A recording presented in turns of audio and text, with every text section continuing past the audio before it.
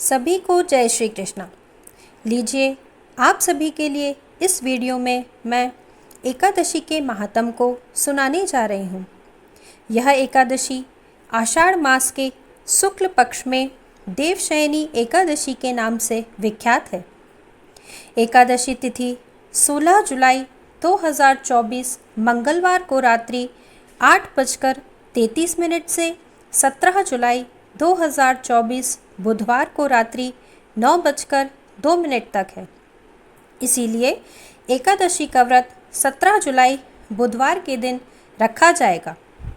आइए जानते हैं हम इस पवित्र पावन देवशयनी एकादशी के व्रत का महात्म। युधिष्ठिर ने पूछा, भगवान, आषाढ़ के शुक्ल पक्ष में कौन सी एकादशी होती है? उसका नाम और विधि क्या है, यह बतलाने की कृपा करें। भगवान श्री कृष्ण बोले, राजन, आषाढ़ शुक्ल पक्ष की एकादशी का नाम देवशयनी है। मैं उसका वर्णन करता हूँ।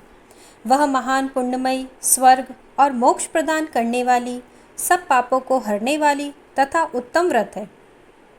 आषाढ़ शुक्ल पक्ष में देवशयनी एकादशी के दिन जिन्होंने कमल पुष्प से कमल लोचन भगवान विष्णु का पूजन तथा एकादशी का उत्तम व्रत किया है, उन्होंने तीनों लोकों और तीनों सनातन देवताओं का पूजन कर लिया। हरिशयनी एकादशी के दिन मेरा एक स्वरूप राजा बलि के यहाँ रहता है और दूसरा क्षीर सागर में शेषनाग की सैया पर तब तक शयन करता है जब तक आगामी कार्तिक की एकादशी नहीं आ जाती। अतः आषाढ़ शुक्ल पक्ष की एकादशी से लेकर कार्तिक शुक्ल एकादशी तक मनुष्य को भलीभांति धर्म का आचरण करना चाहिए। जो मनुष्य इस व्रत का अनुष्ठान करता है वह परम गति को प्राप्त होता है। इस कारण यत्नपूर्वक इस एकादशी का व्रत अवश्य करना चाहिए। एकादशी की रात में जागरण करके शंख, चक्र और गदा धारण करने वाले भगवान विष्णु की श्रद्धापूर्वक पूजा करनी चाहिए। ऐसा करने वाले पुरुष के पुण्य की गणना करने में चतुर्मुख ब्रह्मा जी भी असमर्थ हैं।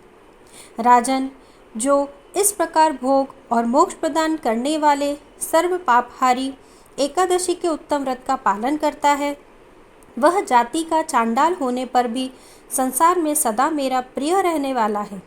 जो मनुष्य दीपदान, पलाश के पत्ते पर भोजन और व्रत करते हुए चौमासा व्यतीत करते हैं, वह मेरे प्रिय हैं। चौमासे में भगवान विष्णु सोए हुए रहते हैं, इसीलिए मनुष्य को भूमि पर ही शयन करना चाहिए। सावन में साग, भादों में दही, क्वार में दूध और कार्तिक में दाल का त्याग कर देना चाहिए। जो चौमासे में ब्रह्मचर्य का पालन करता है वह परम गति को प्राप्त होता है। राजन, एकादशी के व्रत से ही मनुष्य सब पापों से मुक्त हो जाता है। अतः सदा इसका व्रत अवश्य करना चाहिए, कभी भूलना नहीं चाहिए। शयनी और बोधनी के बीच में जो कृष्ण पक्ष की एकादशियाँ होती हैं, गृहस्थ के लिए वे ही व्रत रखने योग्य हैं। अन्य मासों में कृष्ण पक्षीय एकादशी गृहस्थ के रखने योग्य नहीं होती। शुक्ल पक्ष की सभी एकादशी करनी चाहिए। यह थी संपूर्ण आषाढ़ मास के शुक्ल पक्ष की देवशयनी एकादशी के व्रत का महात्म।